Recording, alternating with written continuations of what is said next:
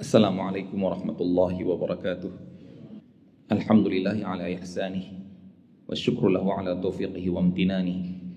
Wassalatu wassalamu ala nabiyina Muhammadin da'in ila ridwanih wa ala alihi wa sahbihi wa ikhwanih wa man tabi'ahum bi ihsanin ila yaumi liqa'ih.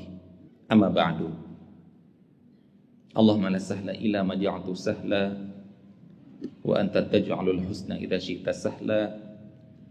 Allahumma la khaira illa khairuk wa la tayra illa tayruk wa la ilaha ghairuk. Allahumma la ya'ti bil hasanati illa anta wa la yadfa'u sayyiati illa anta wa la hawla wa la quwwata illa bik. Allahumma arinal haqqa haqqan warzuqna ittiba'ah wa arinal batila batilan warzuqna ijtinabah wa la taj'alhu multabisan 'alaina fanadil. Allahumma ja'alna mimman yastami'ul qawla fayattabi'u ahsanah fa innaka waliyyu dzalika wal qadiru alaih. Ikhwati fid din wa akhwati fillah, rahimani wa rahimakumullah. Dalam sebuah hadis yang diriwayatkan oleh Imam Muslim disebutkan sebuah ungkapan dari salah seorang sahabat yang ini menjadi kaedah bagi kita dalam ketaatan kita kepada Allah dan Rasulnya. Karena itulah modal kita untuk menjadi orang yang bertakwa, untuk menjadi waliyun min awliyaillah, salah satu dari wali-wali Allah, orang yang dicintai oleh Allah, diridhai oleh Allah, yang kemudian akan dilindungi seluruh anggota badan kita dari perbuatan-perbuatan yang tidak diridhai oleh Allah Subhanahu wa taala. Disebutkan oleh Rafi' bin Khadij, salah seorang sahabat Rasulullah sallallahu alaihi wasallam, beliau menyebutkan bahwa ada di antara paman-paman beliau yang juga merupakan sahabat Rasulullah sallallahu alaihi wasallam. Paman beliau ini mengatakan, nahana Rasulullah sallallahu alaihi wasallam an amrin kana lana nafi'an. Rasulullah sallallahu alaihi wasallam telah melarang kami dari beberapa amalan yang menurut kami perbuatan tersebut itu bermanfaat bagi kami. Tapi dilarang oleh Rasulullah sallallahu alaihi wasallam. Maka apa sikap kami? Nah, inilah yang diajarkan kepada kita, sikap antara pandangan kita terhadap sesuatu itu bermanfaat atau tidak dengan ketundukan kita terhadap perintah ataupun larangan Rasulullah sallallahu alaihi wasallam. Beliau mengatakan, wa tawa'iyatullahi wa rasulihi anfa'u lana. Akan tetapi ketaatan kepada Allah dan ketaatan kepada Rasulnya lebih bermanfaat bagi kami. Masya Allah. Ini sebuah kaidah.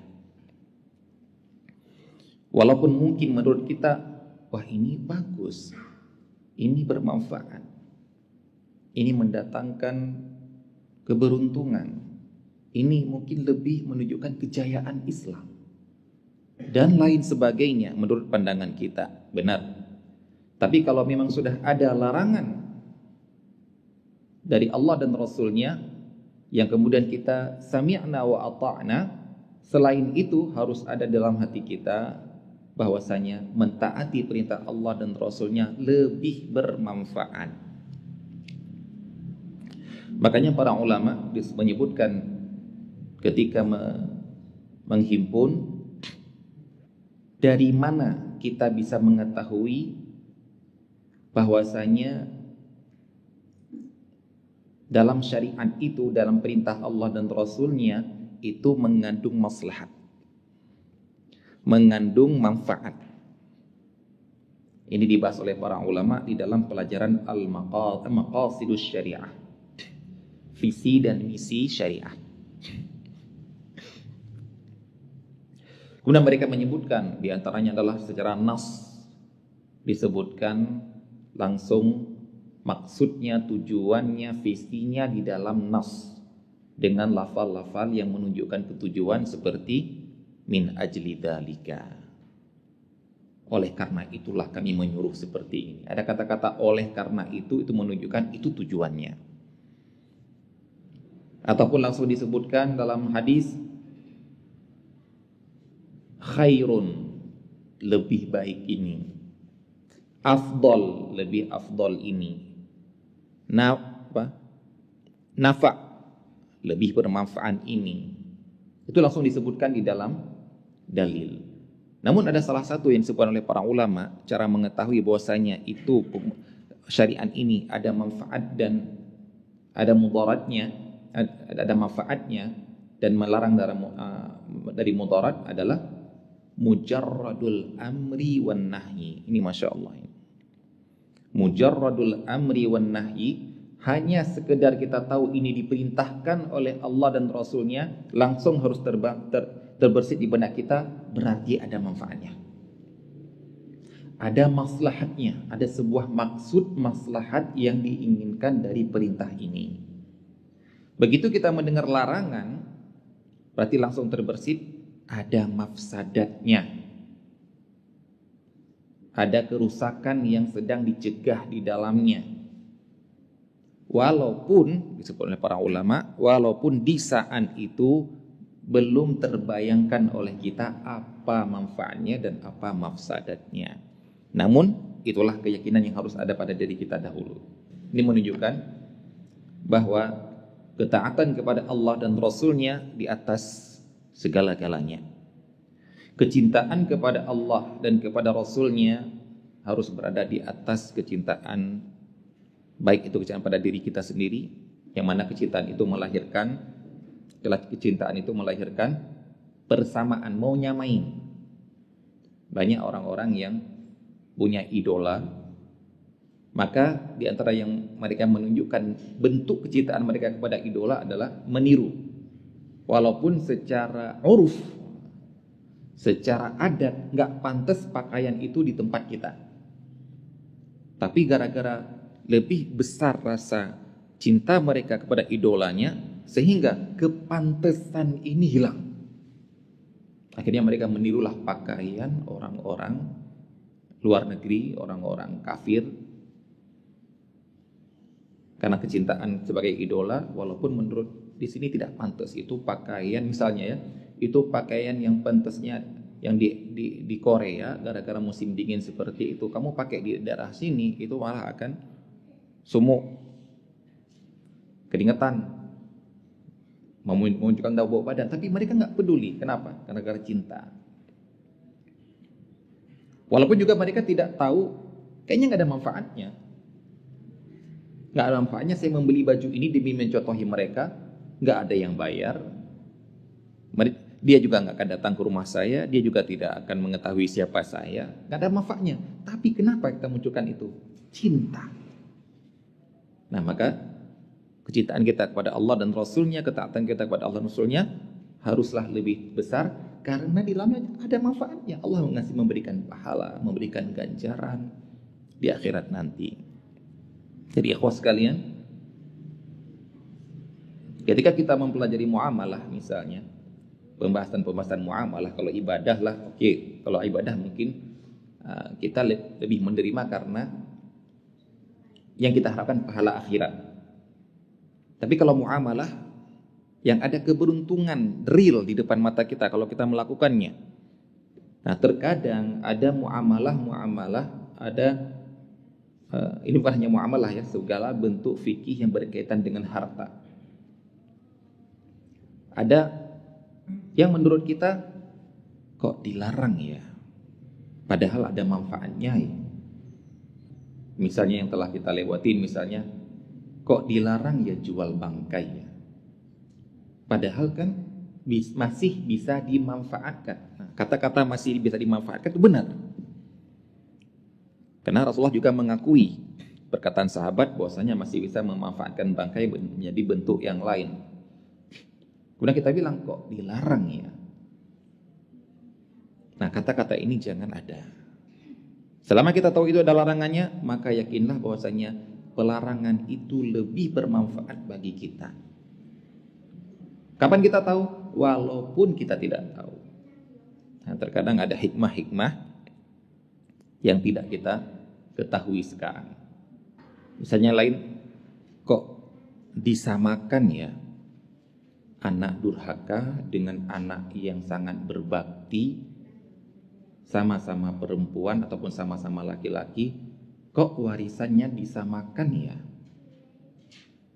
Kenapa enggak dibedakan saja? Kan anak yang berbakti lebih dekat dengan orang tuanya, biar dia aja dapat yang harta yang lebih banyak. Tapi dalam syariat kita, pewarisan itu murni gara-gara hubungan nasab ataupun hubungan perkawinan suami istri ataupun hubungan wala, pembebasan budak. Tidak ada di antara yang menyebutkan ini syarat waris adalah bila anak berbakti. Enggak ada. Jadi kalau terbersit di hati kita, hilangkan pesan itu bahwasanya ada hikmah yang besar di dalamnya. Kan ketaatan kita kepada Allah dan Rasulnya lebih kita anggap, lebih kita nilai bermanfaat daripada perasaan kita ataupun penilaian kita.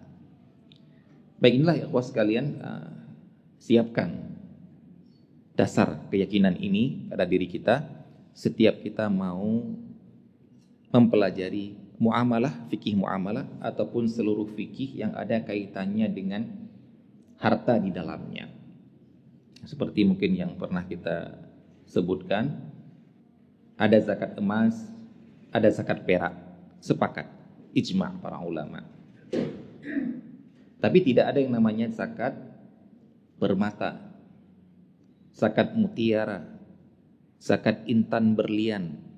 Walaupun harga benda-benda tadi lebih mahal daripada harga emas. Ada zakat onta, sapi, kambing, ada. Tapi tidak namanya zakat lili, zakat ayam. Walaupun orang peternak ayam lebih panennya enggak sampai sebulan, sekali panen lebih miliaran, tapi tidak ada yang namanya zakat ayam. Maka tidak perlu kita mempertentangkan syariat Allah. Tidak perlu kita menilai dengan perasaan kita. Yakinlah bahwasanya ketaatan kepada Allah dan Rasulnya, wahai peternak sapi, wahai peternak kambing, kamu harus taat kepada Allah. Tidak perlu kamu mempertanyakan kenapa ataupun kamu munculkan kata-kata ketidakadilan, karena semua itu ada hikmah di dalamnya yang mungkin kita belum mengetahuinya. Baiklah, hadirin kaum muslimin dan muslimat yang dirahmati Allah Subhanahu wa taala, kita akan melanjutkan kajian kita dalam pembahasan kitab Harta Haram Muamalat Kontemporer karya Ustadz Dr. Erwandi Tarmizi. Kita telah sampai ke halaman 98, sekarang masih di dalam benda-benda ataupun barang-barang yang ada kezoliman di dalamnya, dalam penjualannya. Yang beliau masukkan sini adalah benda-benda yang tidak boleh dimanfaatkan, yaitu seperti najis, darah, anjing. Yang kemudian sekarang yang kita bahas sekarang adalah tentang babi. Keharaman babi ini disepakati oleh para ulama sebagaimana firman Allah Subhanahu wa taala, "Qul la ajidu fima uhiya ilayya muharraman 'ala ta'imin yat'amuhu illa an yakuna maitatan aw daman masfuhan aw lahma khinzirin fa innahu rijs." Katakanlah, tidak aku dapatkan dalam wahyu yang diwahyukan kepadaku sesuatu yang diharamkan bagi orang yang memakannya kecuali berupa bangkai dan darah yang terpancar atau yang mengalir ataupun daging babi, karena itu semua adalah najis. Nah, di sini kita harus meyakini bahwasanya haramnya babi itu mutlak. Apa kita katakan? Ta'abbudiyah, bukan mu'allalah. Ini harus kita ketahui. Diharamkan babi itu karena dia daging babi, karena memang diharamkan sebagai daging babi, bukan gara-gara ada sesuatu di dalamnya yang dinamakan mu'allalah, ada sebuah alasan. Kalau mungkin ada yang sebagian yang mengatakan diharamkan gara-gara cacing pita, Ustaz. Ini kata-kata ini ya, diharamkan gara-gara, karena. Kalau kita pakai karena, berarti semua yang mengandung karena ini menjadi haram juga. Berarti kalau ketemu babi yang mengandung cacing pita, berarti haram juga. Afwan. Kalau kita mendapatkan kambing ketika kita sembelih ternyata ada cacing pita di dalam ususnya, berarti jadi haram dong. Karena ada kata-kata karena. Pernah nggak ketika kurban ternyata di dalam ususnya kita dapat cacing pita yang sangat panjang. Nah, kemudian apakah kita katakan jadi haram daging kambing? Tidak. Sterilkan dari cacing pita itu, haramnya itu bukan gara cacing pita, sterilkan demi untuk tidak sakit. Dagingnya kan cuci dengan bersih, misalnya panaskan, maka dagingnya menjadi halal dagingnya, cuma tidak membutoratkan lagi. Adapun daging babi ataupun babi, walaupun sudah disterilkan, ada teknologi untuk menghilangkan cacing pita misalnya, tetap dia haram. Karena adanya cacing pita itu bukan sebagai alasan. Itu bisa kita namakan sebagai hikmah. Dan hikmah itu bukan illah. Hikmah itu bukan alasan. Cuma ada sesuatu yang nampak di depan mata kita, itulah manfaatnya. Tapi apakah ada manfaat lain di baliknya? Banyak yang kita yakini, walaupun mungkin belum terbersit di benak kita sekarang ini. Beliau ataupun penulis juga di sini mengatakan, juga hukum najisnya babi dikiaskan dengan anjing. Sebagaimana anjing adalah najis, begitu juga dengan babi. Padahal anjing lebih baik dari babi. Nah, dari sisi terdapat manfaat pada anjing untuk berburu yang dibolehkan, menjaga kebun, ataupun mengungkap tindak kejahatan. Akan tetapi anjing lebih diharamkan, bahkan itu ada nas di dalam Al-Quran secara langsung. Beda dengan anjing, tidak ada nas untuk mengharamkan anjing di dalam Al-Quran. Itu di dalam hadis. Dengan demikian tidak dibolehkan menjual babi karena babi termasuk najis. Dan karena Rasulullah SAW telah mengharamkan menjual babi dalam hadis yang sudah kita lewatin, innallaha wa rasulahu harrama bai'al khamri wal maitati wal khinziri wal asnami. Sesungguhnya Allah dan Rasulnya mengharamkan menjual minuman keras, bangkai, babi, dan juga berhala. Baik, sekarang bagaimana dengan pemanfaatan organ-organ babi? Nah, baik, ini babinya nggak boleh dimakan daging secara langsung.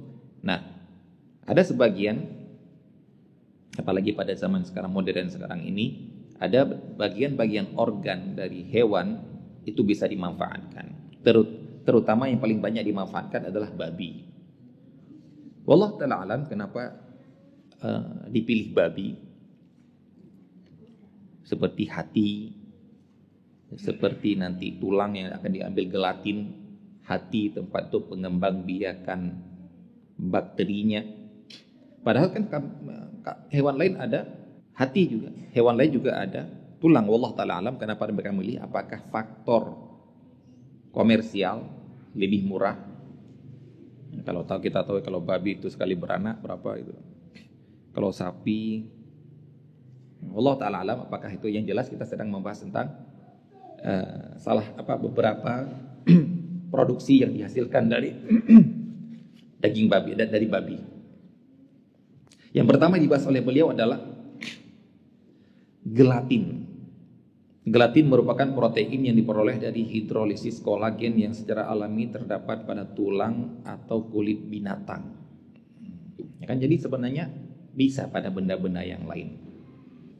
Gelatin yang diperoleh dari babi merupakan gelatin yang paling luas dipakai dalam industri pangan dan obat-obatan, mengingat gelatin dapat dari hewan ini paling murah dibandingkan dengan hewan lain. Berarti kan faktor komersial sebenarnya. Lebih murah, karena pemeliharaan babi ya bisa berkembang biak dengan cepat, kalau sapi tidak. Berarti sebenarnya ada alternatif, bukan alternatif, ada pilihan yang halal, ada. Jadi nggak ada kata-kata darurat di sini sebenarnya. Baik. Untuk apa nih gelatin ini? Sebagai bahan pembuat permen lunak, jelly, es krim, formula susu formula, roti, daging olahan, sop, minuman, dan campuran susu. Yang ternyata dari sebutan ini semuanya bukan kebutuhan darurat. Bukan kalau nggak ada ini mati kita. Bahkan bukan kebutuhan primer. Tapi ternyata juga kebutuhan, mungkin malah kita bilang ini kebutuhan tertier. Nah, makan es krim kurang lembut dengan lebih lembut, kan berarti cuma kenikmatan saja gitu. Susu yang lebih nikmat dengan yang tidak lebih nikmat, insyaallah ini kan. Ternyata bukan, alhamdulillah bukan suatu kebutuhan primer. Baik. Kemudian disebutkan oleh beliau di sini kode-kode gelatin yang berasal dari babi. Baik. Sebelum menjelaskan hukum gelatin, harus dijelaskan terlebih dahulu tentang namanya istihalah. Ini ada pembahasan di dalam fikih yang dinamakan dengan istihalatun najasah ataupun istihalatu perubahan wujud dari najis ataupun benda-benda yang diharamkan. Seperti wujud babi. Nah, beliau mencontohkan sini dibahas oleh para ulama juga, wujud babi berubah menjadi garam.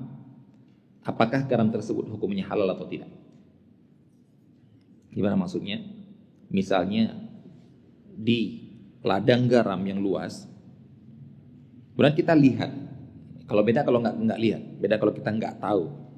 Kita lihat ada babi mati di situ, nggak diambil, dibiarkan, kemudian lama-lama jadi seperti garam. Jadi benar-benar terjadi perubahan. Yang awalnya daging, kulit, dan sebagainya, kemudian jadi sekarang garam. Ketika kita ambil, sama. Baik, ini yang pernah kita bahas di dalam berubahnya kotoran hewan menjadi kompos. Cuma kalau di sana dibahasnya bukan makannya, tapi memanfaatkannya ataupun menjualnya. Baik.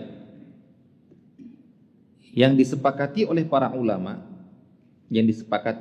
ulama, berubahnya itu yang boleh adalah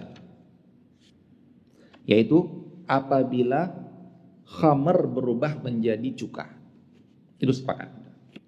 Khamar dengan ikatan kimia tertentu dia bisa berubah menjadi CH3COH, yaitu cuka. Kalau memang bukan diproses oleh manusia, itu sepakat para ulama. Kalau ada diproses oleh manusia, itu ada perbedaan pendapatnya. Misalnya dia berubah dengan sendirinya, tersimpan berubah sendirinya. Beda kalau diproses, itu ada perbedaan pendapat. Selain ini, ada perbedaan pendapat para ulama. Berubah dari najis menjadi ataupun dari haram menjadi bentuk yang benda-benda yang suci. Contohnya di sini adalah garam. Pendapat pertama, para ulama mazhab Hanafi dan Maliki berpendapat bahwa bila seekor babi jatuh ke dalam tambak pembuatan garam lalu mati dan berubah menjadi garam, maka garam tersebut hukumnya halal. Karena zat babi telah berubah menjadi garam dan garam hukumnya adalah halal. Jadi di sini benar-benar istihalah, berubah. Pendapat kedua, para ulama mazhab Syafi'i dan Hambali berpendapat bahwa garam yang berasal dari perubahan wujud babi hukumnya tetap haram. Karena zat babi adalah najis, sekalipun najis tersebut berubah menjadi bentuk lain, hukumnya tetap najis. Nah kemudian ini kan yang dibahas sekarang garam, berubah menjadi garam. Ada perbedaan pendapat. Dari kedua perbedaan pendapat inilah kemudian dianalisa oleh para ulama kontemporer sekarang ini tentang hukum gelatin. Apakah gelatin ini termasuk perubahan wujud atau tidak? Kalau memang termasuk perubahan wujud, baru kita masukkan ke khilaf ini. Ada khilaf. Kalau memang dia tidak terjadi perubahan wujud, dia masih babi. masih bagian dari babi. Maka ini nggak usah dimasukkan ke khilaf. Khilaf itu baru dinamakan khilaf kalau benar-benar jadi bentuknya garam, tidak ada unsur babi lagi di dalamnya. Pendapat yang pertama, ini dinamakan dengan perbedaan sudut pandang. Pendapat yang pertama, gelatin yang berasal dari babi hukumnya halal. Pendapat ini menurut hasil seminar Forum Fikih dan Medis di Kuwait pada tahun 1995 dan didukung oleh Dr. Nazih Hamad, Dr. Muhammad Al-Harawi dan Basim Qarafi. Kenapa mereka mengatakan seperti ini? Bukan mengharamkan babinya, perhatikan ya. Karena mereka memakai pendapat tadi, yaitu berubahnya wujud babi menjadi zat lain. Nah, menurut mereka gelatin itu bukan lagi zatnya babi, tapi menjadi bentuk zat lain, bahan kimia lain, ada ikatan sendiri. Kalau kita katakan seperti inilah Pak, sebagaimana garam yang terbuat dari yang berubah dari daging babi ini gara-gara terkuat dengan garam yang asli, gak ada bedanya. Ataupun dengan ikan bangkai ikan yang halal, ikan yang tercampur situ, misalnya ini ikan, ini babi, berubah menjadi garam. Kita lihat, kita teliti di laboratorium ataupun zat yang kandung di dalamnya, ternyata sama. Berarti di sini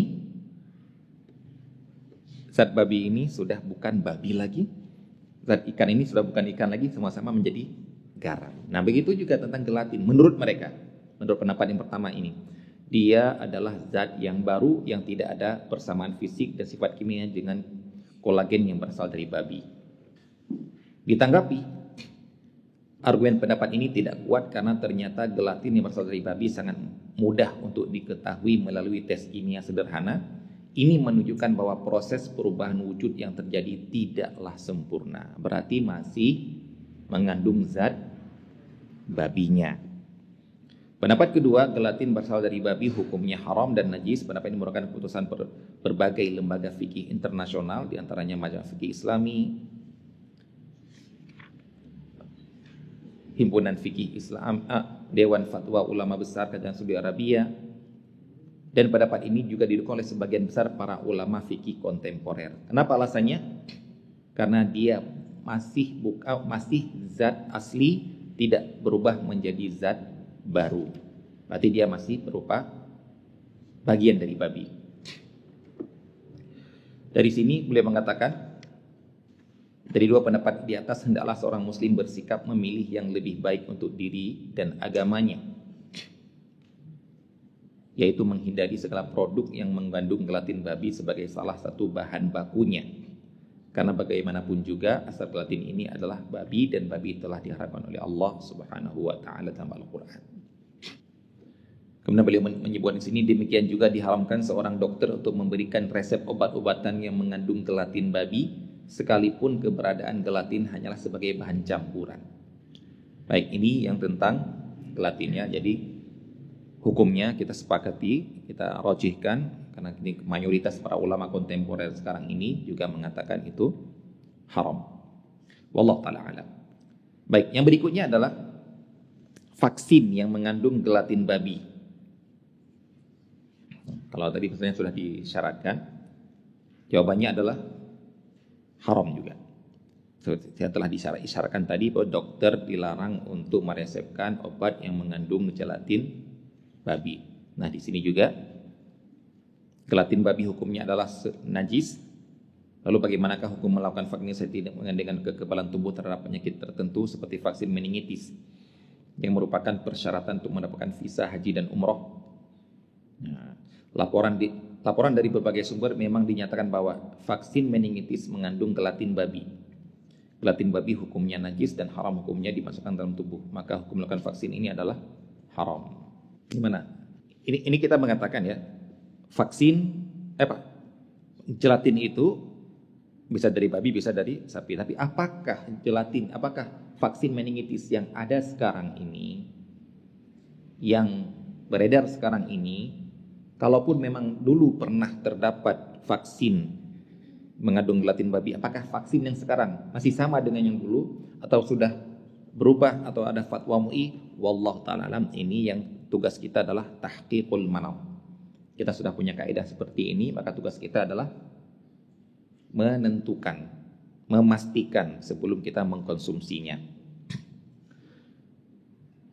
Kemudian beliau mengatakan, akan tetapi hukum haram ini bisa berubah dalam kondisi tertentu, yaitu bila tidak terdapat alternatif lain sebagai pengganti vaksin yang mengandung gelatin babi. Karena ada kondisi-kondisi di mana Allah Subhanahu wa taala menghalalkan sesuatu yang haram dalam kondisi darurat, yang kalau kita tidak lakukan akan meninggal. Akan tetapi di akhir boleh mengatakan, akan tetapi jika terdapat alternatif lain pengganti gelatin babi seperti gelatin sapi, maka seyogyanya pihak yang berwenang di sebuah negara berpenduduk Islam untuk memberikan pelayanan yang paripurna bagi rakyatnya. Baik, jadi kita sudah punya kaidah seperti ini. Ada alternatif gelatin dari sapi. Gelatin berarti vaksin yang mengandung gelatin babi haram, berarti mengkonsumsinya haram. Terus nanti antum tanya nih, gimana Ustaz kalau memang ternyata gelatinnya haram, kita kalau nggak disuntik kita nggak bisa haji ataupun umroh? Karena jawab Allah alam. Nah, karena itu rukun Islam dan tidak ada jalan lain. Maksudnya karena kita tidak bisa haji mandiri tanpa lewat negara, tidak bisa sama sekali, beda dengan zaman dulu. Maka jadi sini Allah Ta'ala mana tidak berani mengatakan apakah boleh Ustaz ataupun tidak boleh, apakah itu termasuk darurat. Wallahu Ta'ala a'lam. Antum silakan tanya kepada ustaz-ustaz yang lebih senior. Baik, hukum lemak babi. Yang berikutnya ini adalah hukum lemak babi. Para ulama Islam telah sepakat bahwa seluruh bagian tubuh babi adalah najis dan itu termasuk lemaknya. Maka hukum lemak babi adalah najis dan tidak boleh diperjualbelikan. Termasuk makanan yang telah dicampur lemak babi sebagai salah satu bahan bakunya. Makanan tersebut menjadi najis yang haram untuk dikonsumsi dan diperjualbelikan. Baik, ini tentang pembahasan tentang babi dan makanan-makanan yang terbuat dari anggota bagian tubuh babi.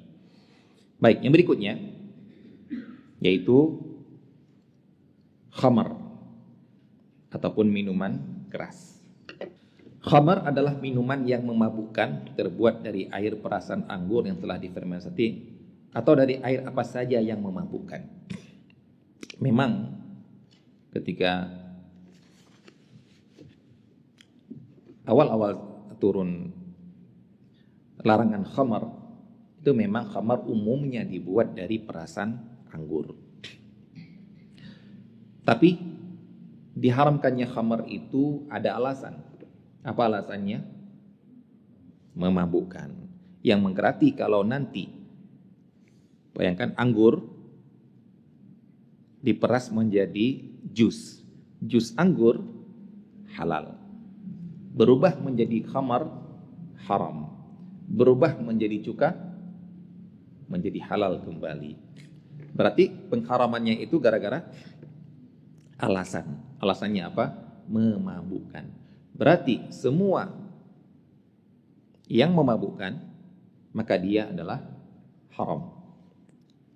Ya sekarang berbagai macam. Nah, dulu mungkin khamar tok. Kemudian berkembang dari kurma, dari sari gandum, dan lain-lain sebagainya. Kalau sekarang makin bertambah lagi, sehingga ada opium, heroin, ekstasi, dan berbagai barang-barang yang memabukkan. Di sini ikhwas sekalian, akhirnya kita memiliki sebuah kaedah dalam masalah keharaman ini, yaitu segala yang memabukkan haram. Kita tidak mau peduli dengan namanya, dengan zatnya. Kalau memang terbukti memabukkan, maka itu menjadi haram. Inilah diantara yang disebut oleh para ulama, diantara bahayanya taqninus syariah. Taqnin itu adalah diundang-undangkan, dijadikan undang-undang. Kalau metode pembuatan undang-undangnya itu tidak memakai kaedah tapi memakai nama-nama.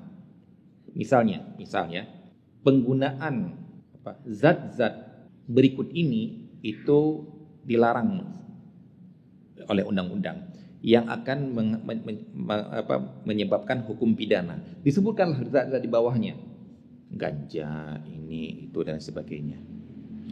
Nah, kemudian ternyata berlaku undang-undang ini dari tahun sekian berlaku.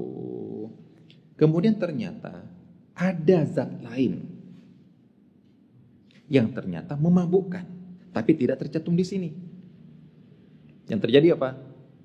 Akhirnya inilah menjadi diolah oleh tim pengacara agar tidak dipidana gara-gara ya kata-kata mereka belum ada undang-undangnya. Ini pernah terjadi di negeri kita. Ada seorang yang mengkonsumsi katinon. Katinon itu daun, dari daun dia banyak terdapat di Yaman, dinamakan al-qat. Itu kalau kita di sini nginang sirih gitu. Nah, mereka di sana nginangnya qat ini. Anak awal-awal sebelum ke Madinah, anak baca fatwa ulama al-qat haram, apa qat itu tulisannya qat itu. Tanya sama teman anak dari Yaman ketika di Madinah, qat itu apa? Cerita dia. Qat itu daun banyak terus dimakan, bukan dimakan, dikunyah yang ditelan airnya. Nah, berarti anak ini kayak sirih. Terus apa itu? Terus kenapa para ulama mengharamkan yang anda baca? Itu ngefly. Orangnya itu ngefly, tidak sadar diri. Dibilang sama teman ini, anak-anak itu kalau ingin meminta sesuatu sama orang tuanya yang sebelumnya nggak boleh, itu mereka akan minta ketika bapaknya lagi ngefly. Nah, Pak, saya minta motor Pak ya. Iya, nanti kita beli katanya. Pak, saya minta ini Pak. Iya. Begitu dia sudah nggak ada lagi, Pak, mana motornya Pak? Motor apa? Ditampar anaknya gitu, nggak mampu beli. Gitu. Nah, itu ternyata zatnya dinamakan sekarang katinon. Nah, terbebas. Ada orang yang pernah mengkonsumsi ini ditangkap, ternyata yang dikonsumsi adalah katinon. Nah, katinon belum ada undang-undangnya, terbebas. Nah, ini kalau dari syariat Islam enak. Kita katakan segala yang memabukkan, mau benda apapun yang kedepannya kalau dia memabukkan, maka itu haram. Ya. Dan tapi buktikan dulu memabukkan atau tidak. Ya dengan uji lab. Baik. Para ulama sepakat bahwa khamar, ingat ya, khamar ini kalau kita katakan khamar berarti minuman yang memabukkan, bukan hanya khusus anggur. Sepakat khamar haram diminum. Di sini ikhwas sekalian, bahkan ini bukan hanya kata-kata sepakat, bahkan haramnya khamar itu masuk ke dalam ma'lumun minad dini bidarurah, yaitu hukum aksiomatik di dalam Islam. Apa itu aksiomatik? Sesuatu yang diterima dengan langsung tanpa harus ada pembuktian. Ini termasuk khamar. Kenapa? Sudah jelas dalam Al-Quran disebut secara langsung dan ijma' para ulama, dan itu bisa dipahami oleh semua orang. Beda hal-hal yang mungkin perlu pendalaman, perlu pengkajian, perlu ikut ngaji lebih dalam untuk mengetahui dalil-dalil itu. Kalau khamar enggak. Begitu juga zina. Nah, berarti kalau ada yang menghalalkan khamar, berarti tidak perlu kita katakan jangan ada syubhat Ustaz, enggak ada. Kalau ada menghalalkan yang lain yang mungkin dalilnya kurang kuat menurut dia, hadisnya kurang kuat menurut dia, ada sisi yang lain, ada syubhat yang lain mungkin. Tapi dari mana syubhatnya khamar? Jangan-jangan dia punya syubhat Ustaz? Enggak ada. Nah, berarti kalau ada orang mengkonsumsi khamar, haram, dihukum. Tapi kalau sampai menghalalkan khamar, na'udzubillah min dzalik, dikatakan enggak apa-apa, boleh-boleh saja. Beda kalau dia, ya saya nggak boleh, benar, haram, benar. Ya tapi saya ingin minum aja karena terbiasa. Akhirnya dia dosa, dia nggak dosa. Tapi enggak dikatakan halal. Apalagi kalau kehalalannya itu dinisbatkan kepada agama. Na'udzubillah min dzalik. Apa contohnya? Pernah lewat video di perandaan tuh ada seorang pemuka agama sebuah kelompok tertentu, kelompok sesat sebenarnya. Dia mempraktekkan minuman keras dan dia bilang apa? Di surga nanti akan ada sungai dari khamar. Bayangkan ya cobatnya itu. Kalau dia minum sendiri tanpa di-shooting, apa mafsadanya nggak luas. Tapi ini kan di-shooting, sengaja disebarkan. Nah, berarti saya minum sekarang sedikit untuk latihan masuk surga katanya. Na'udzubillah min dzalik. Dan benar-benar dipraktekkan. Apalagi ini sudah dinisbatkan kepada agama. Lalu di agama di surga aja boleh kok. Nah, berarti saya di sini juga mempersiapkan. Jangan banyak-banyak lah. Nanti banyak-banyak biar di surga katanya. Ini apalagi ini lebih sesat lagi. Yang menghalalkan saja itu sudah bisa keluar dari Islam. Yang minum mengakui keharamannya, tidak menghalalkannya, dosa besar. Yang menghalalkannya walaupun tidak minum, keluar dari Islam. Gak ada keraguan di sini. Karena ini bukan sesuatu yang ada syubhatnya. Seperti menghalalkan babi. Babi sudah jelas-jelas dalam Al-Quran, ijma' gak ada syubhat di dalamnya, akhirnya dihalalkan oleh dia. Na'udzubillah min dzalik, ikhwah. Ini yang harus mungkin jenis-jenis hukum-hukum yang dikatakan oleh para ulama ma'lumun minad dini bidarurah, ini yang harus kita tanamkan kepada para anak-anak kita. Walaupun mungkin mereka belum melihat fisiknya, tapi sudah kita memperkenalkan namanya, karena namanya sudah disebutkan dalam Al-Quran. Hal ini dapat kita ambil pelajaran dari kisah Mu'ad bin Amr bin Jamuh dengan Bu'ad bin Afra. Mungkin antum pernah mendengar kisah dua anak ini, anak yang masih muda. Mereka itu orang Ansar, orang Madinah. Ikut dalam perang Badar, dua anak ini. Di mana yang bertemu dengan mereka Abdurrahman bin Auf. Beliau sedang berperang, kemudian datang dua anak ini. Paman, katanya. Ya, dia lihat. Merasa iba dengan kedua anak ini ikut perang. Kata beliau, pingin dua anak ini aku gendong saja. Saking mungkin masih belianya. Tanya oleh mereka, paman kenal Abu Jahal? Iya kenal. Emang ada apa? Kami dengar. Mereka bilang seperti itu. Mereka nggak kenal, belum pernah melihat, karena orang Ansar, orang Mekah pada tahu semua. Kami dengar dia itu orang yang suka mencela Rasulullah. Berarti di sini orang tuanya sudah bukan hanya mengajarkan mereka masuk Islam, baca syahadat, sholat, bukan, sampai diajarkan siapa musuh Islam. Walaupun mereka belum tahu, zaman dulu nggak ada gambar. Tapi diajarkan namanya, ini fulan diceritakan gini. Sehingga muncullah rasa kebencian mereka kepada orang yang mencela Rasulullah. Walaupun mereka belum mengenalnya. Begitu lagi perang, kesempatan cari orangnya yang mana ini.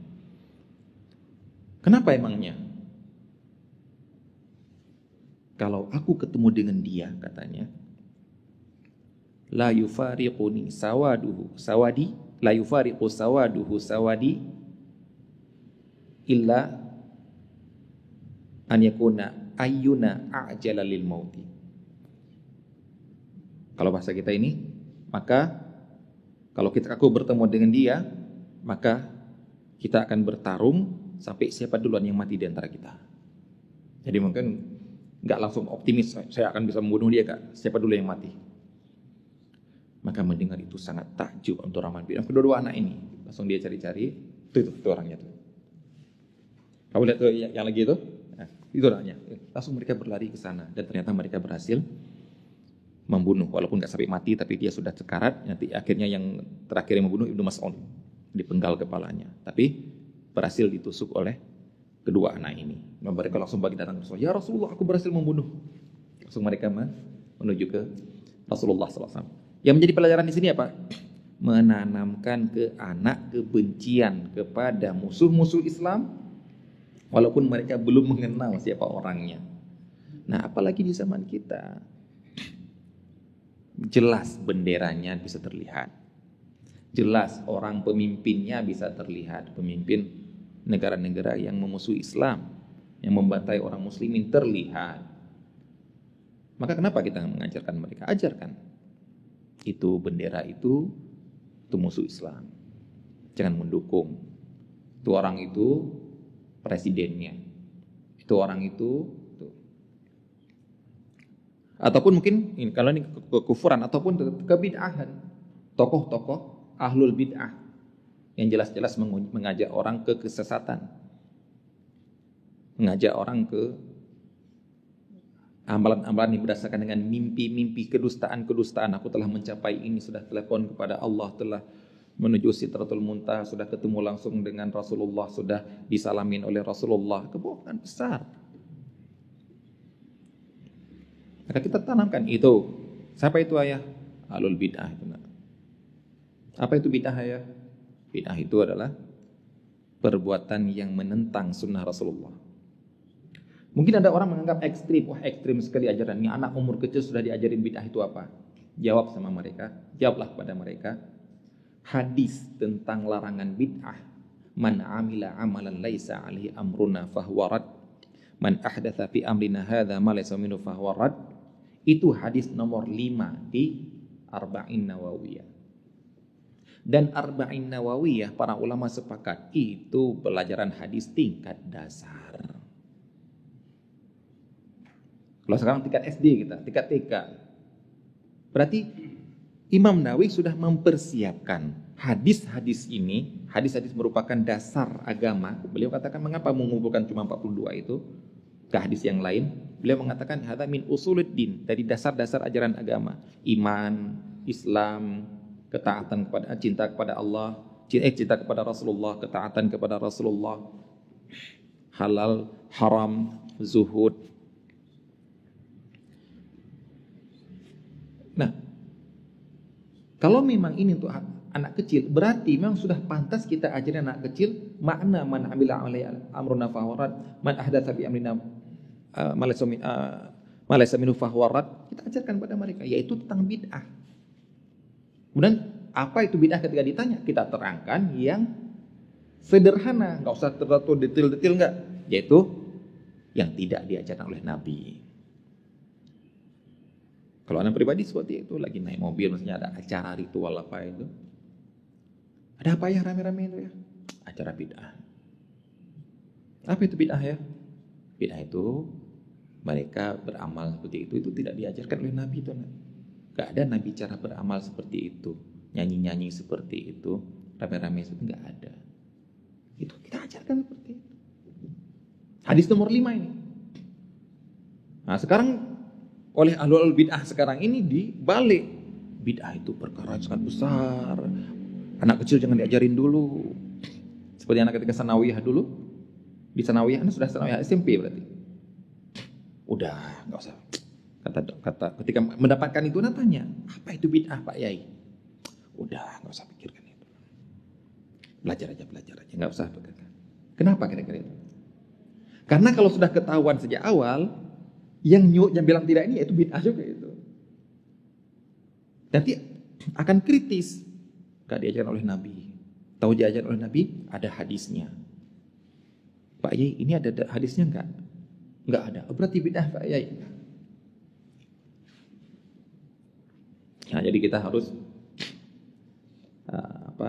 menanamkan ini, yaitu dasar-dasar agama. Di antara dasar agama adalah hukum-hukum. minuman keras, minuman memabukkan. Walaupun anak kita nggak pernah tahu mereknya. Nah, mungkin bahkan anak kita mungkin nggak pernah kenal, nggak pernah tahu wujud babi, nggak pernah melihat secara langsung apa itu babi. Seperti anak itu dari dulu, dari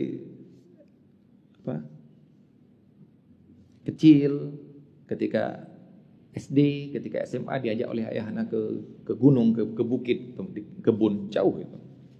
Udah bilang sama ayah anak, ayah tadi lihat babi hutan. Berhadapan ke ayah, angkat parang, dia lari.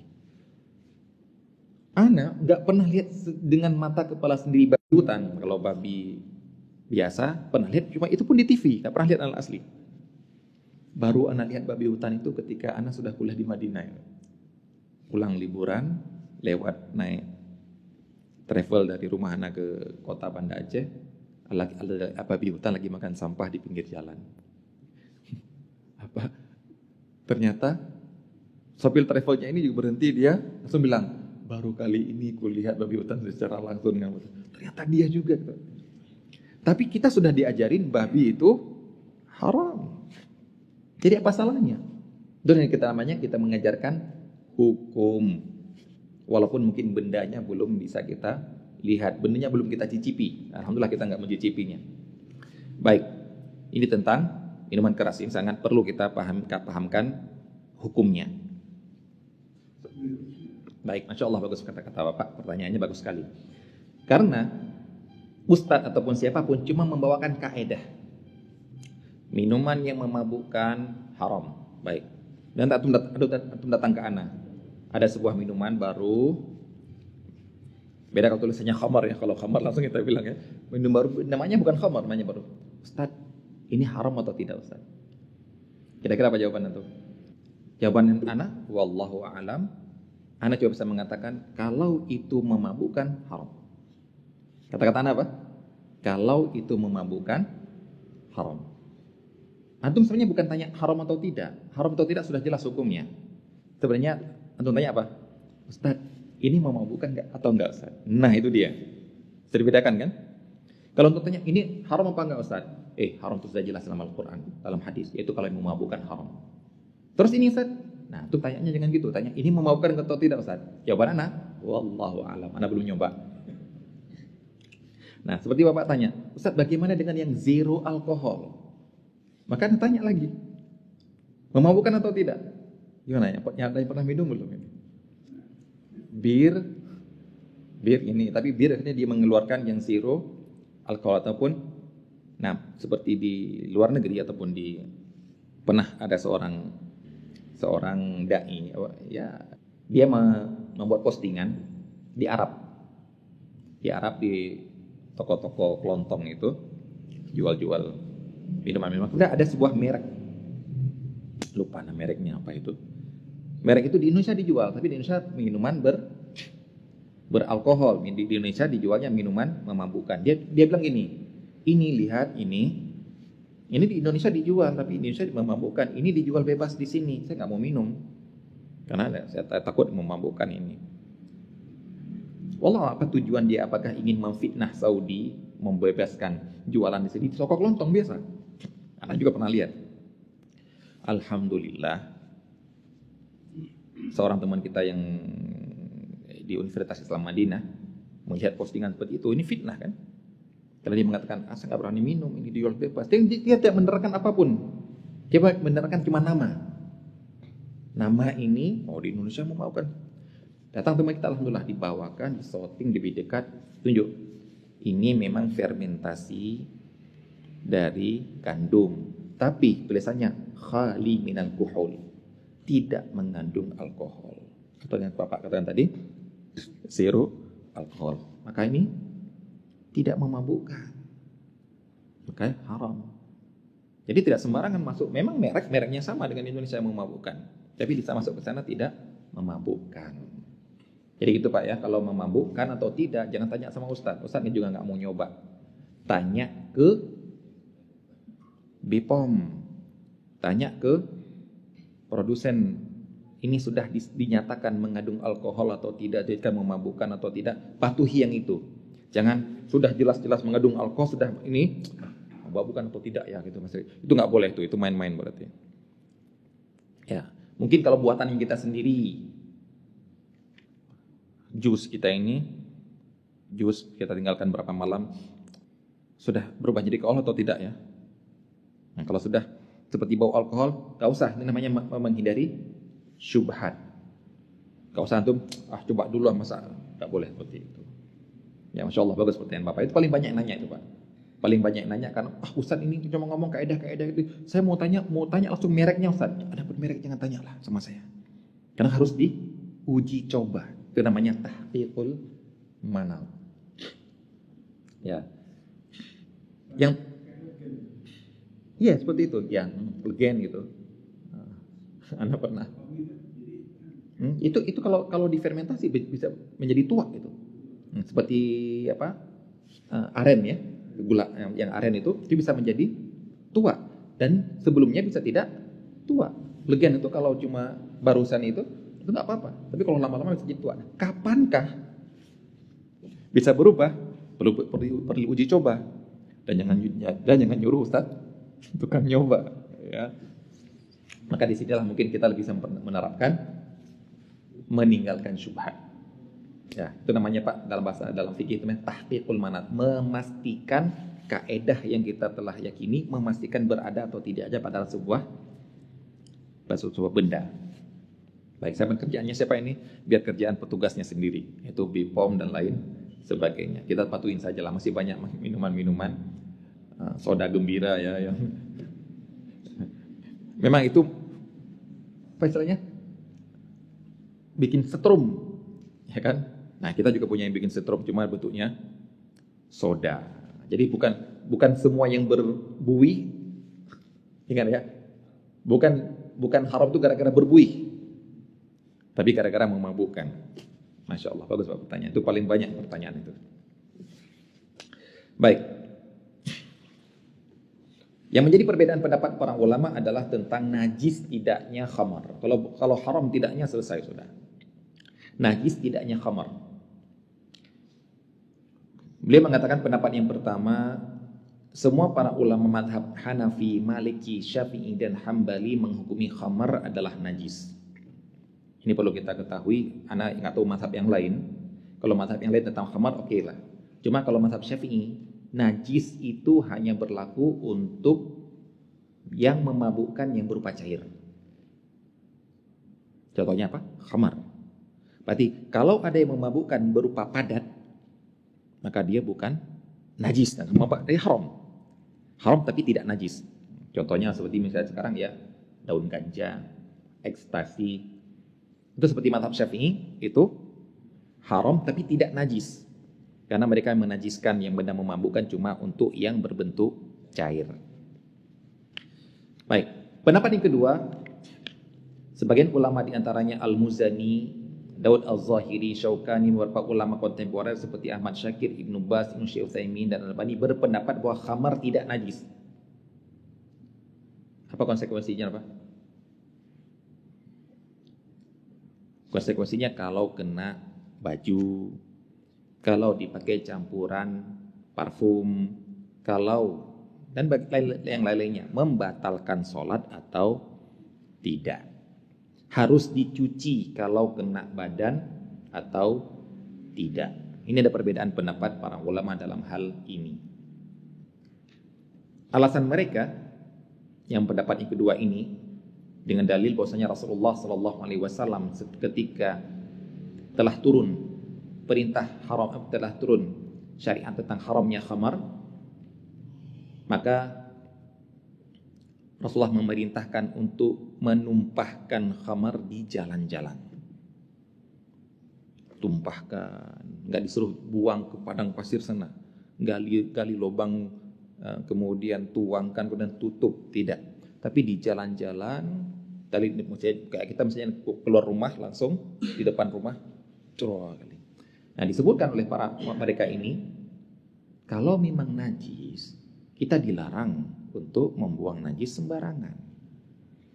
Kita dilarang untuk buang air besar di bawah pohon, di jalan-jalan tempat berlalu orangnya orang, karena akan menyulitkan orang berjalan yang membuat tubuh-tubuh dan pakaian mereka tidak najis.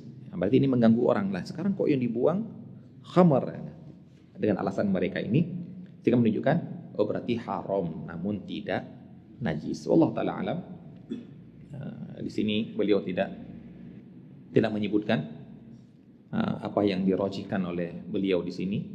Kalau anak pribadi, anak lebih merojihkan, menguatkan pendapat yang mengatakan khamar tidak najis.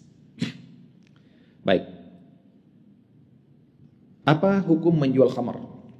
Walaupun ada perbedaan pendapat tentang najis tidaknya, namun sepakat tentang haramnya, maka para ulama sepakat bahwa memproduksi, memperjualbelikan dan mengkonsumsi khamar hukumnya haram. Berarti apa yang dilakukan? Dibuang, dimusnahkan. Sebagaimana firman Allah Subhanahu wa taala, ya ayyuhalladzina amanu innamal khamru wal maisiru wal ansabu wal azlamu rijsun min amali syaitani fajtanibuhu la'allakum tuflihun.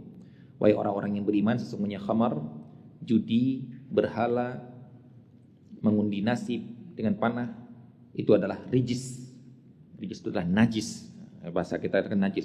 Ustaz, berarti ini kan najis dalam Al-Qur'an sudah jelas-jelas najis. Oh tidak, ini najis ma'nawi di sini. Pendapat kedua mengatakan najis ma'nawi. Apa buktinya? Buktinya dadu enggak najis. Padahal dadu dipakai untuk berjudi.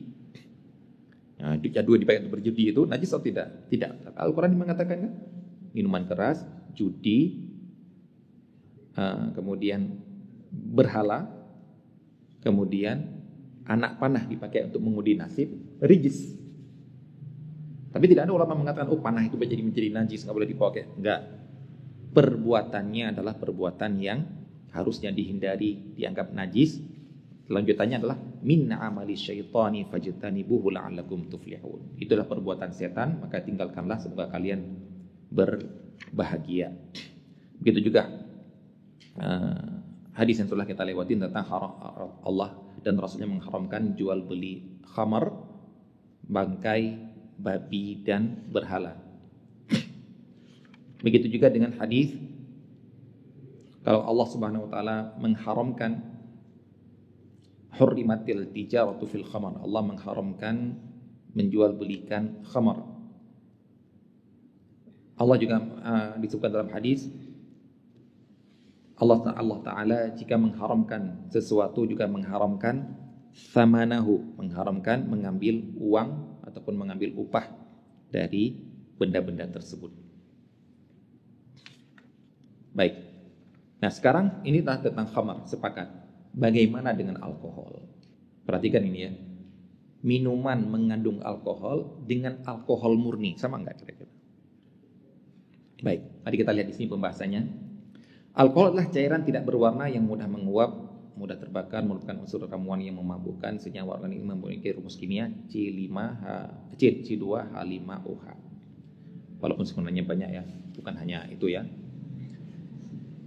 Tergantung namanya, etanol, metanol, pentanol dan sebagainya. Terdapat berbagai jenis alkohol, diantaranya etanol dengan rumus C2H5OH. Alkohol jenis inilah yang merupakan alkohol yang paling luas digunakan dan merupakan bahan utama yang memabukkan dalam khamar. Jadi kalau ada orang mengatakan dia mengkonsumsi alkohol sampai mabuk, semua yang dimaksudkan adalah yang jenis ini, etanol ini. Yang kedua, metanol dengan rumus kimia CH3OH. Alkohol jenis ini biasa digunakan untuk mencairkan beberapa jenis zat. Juga digunakan untuk parfum, minyak wangi dan bahan bakar. Alkohol ini sangat beracun dan dapat mengakibatkan kematian bagi orang minumnya, sekalipun juga memabukkan. Namun ini adalah tidak untuk konsumsi sebenarnya. Ini yang dinamakan ada bahasa kita spiritus. Makanya kalau kita lihat ada orang-orang yang ingin mabuk tapi membeli alkohol murni di apotik, kemudian dicampur-campur akhirnya mati gara-gara ini. Ada anak Allah alam yang mana ya? Ada alkohol yang kalau diminum bukan mabuk tapi buta. Yang mana kira-kira? Siapa yang tahu? Metanol ini. Metanol ya. Nah, kalau kita minum bukan mabuk, buta langsung. Jadi kena langsung saraf mata. Jadi yang ini apa hukumnya? Ini bukan memabukkan, tapi haramnya gara-gara membahayakan. Yang ketiga, beliau mencontohkan isopropil alkohol. Alkohol jenis ini sangat beracun dan sangat sama sekali tidak digunakan dalam pembuatan minuman keras, hanya digunakan sebagai bahan pengawet dengan kadar aman, juga digunakan untuk sterilisasi, pembersih kulit, dan digunakan di laboratorium dan industri. Nah, sekarang jenis-jenis ini, apakah hukum alkohol sama dengan khamar? Dari analisa sampel minuman yang memabukkan, biasanya terdapat alkohol dengan kadar yang berkisar 8-20% dan sisanya terdiri dari air dan karbohidrat. Ini berarti bahwa alkohol bukanlah mutlak khamar. Alkohol hanya salah satu bagian pembentuk khamar yang terpenting dalam minuman yang memabukkan. Akan tetapi karena alkohol adalah zat utama yang menyebabkan terjadinya dampak mabuk dalam khamar, yang merupakan illah, alasan diharamkannya khamar, maka hukum alkohol dapat disamakan dengan khamar. Para ulama kontemporer berbeda pendapat tentang hal ini. Yang pertama, mereka mengatakan alkohol sama dengan khamar. Ini merupakan pendapat mayoritas para ulama kontemporer. Pendapat yang kedua, alkohol bukanlah khamar. Ini pendapat didukung oleh Syekh Muhammad Rashid Ridha dan beberapa ulama kontemporer. Dan beliau di sini, penulis ini, maka berdasarkan hadis kullu muskirin khamrun wa kullu muskirin haramun, setiap memabukkan itu khamar, setiap memabukkan itu haram, dan unsur pembuat yang memabukkan itu adalah alkohol, maka berdasarkan hadis ini alkohol dalam syariat dinamakan khamar dan hukumnya sama dengan khamar karena alkohol merupakan unsur utama yang memabukkan dalam minuman khamar. Akan tetapi, apakah semua jenis alkohol hukumnya sama dengan khamar? Jawabannya adalah alkohol merupakan zat nama atau zat yang tidak dikenal pada masa Nabi. Alkohol tidak ada, yang nama adalah khamar. Pada saat itu hanya dikenal dengan khamar, dan karena unsur utama yang memabukkan dalam khamar adalah etanol, maka hanya alkohol jenis ini saja yang hukumnya sama dengan khamar. Tidak boleh digunakan untuk kepentingan apapun. Adapun alkohol jenis lain yang dapat mengakibatkan kematian peminumnya, maka hukumnya sama dengan racun. Boleh digunakan untuk kepentingan apapun selain untuk diminum. Ana wallahu ta'ala, yang dijual di apotik itu jenisnya mana nih Pak? Metanol atau etanol itu? Kayaknya metanol ya. Gimana Bu? Etanol. Yang di apotik yang 90% yang itu etanol. Berarti itu yang bisa membuat mabuk kalau dicampur. Kalau spiritus oke lah, metanol ya. Metanol. Kalau di Saudi itu alkohol murni tidak dijual. Kalau mau membersihkan luka, yang dijual adalah tisu yang mengandung alkohol untuk mensterilkan luka. Kenapa semuanya itu? Gara-gara mereka mencegah penyalahgunaan. Kalau mau membeli suntik, akan dijual suntikan tapi tanpa jarum. Jadi misalnya butuh untuk netes, seperti anak dulu pernah beli untuk anak yang perlu obat tetes. Dia bilang, ini nanti kasih minum pakai ini ya. Diambil jarum, diambil jarumnya, diambil oleh dia, diserahkan yang tanpa jarum. Itu apa? Pencegahan. Memang undang-undang dilarang apotik menjual itu karena pencegahan, untuk biar tidak menjalahgunakan untuk yang mana?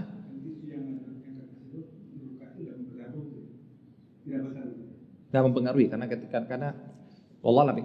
Kalau Bapak yang merujikan yang mana? Kalau saya merujikan pendapat minum alkohol itu tidak najis. Ya, kemudian ditutup ya. Ya, boleh. Nah, yang seperti campuran-campuran di parfum. Ya, makanya kalau ada orang bertanya, Ustaz, alkohol yang parfum yang mengandung alkohol najis atau tidak, Ustaz? Nah, ini yang alkohol yang campuran parfum ini bukan alkohol untuk yang memabukkan, itu alkohol untuk yang malah meracuni itu. Nah, berarti ini tidak dinamakan khamar. Bukan hanya itu, khamar saja itu tidak kita berpendapat Anda merojikan pendapatnya tidak najis. Baik. Insyaallah akan kita lanjutkan pada pertemuan yang akan datang. Sallallahu alaihi wa sallam Muhammad wa ala alihi wa sahbihi ajma'in. Assalamualaikum warahmatullahi wabarakatuh.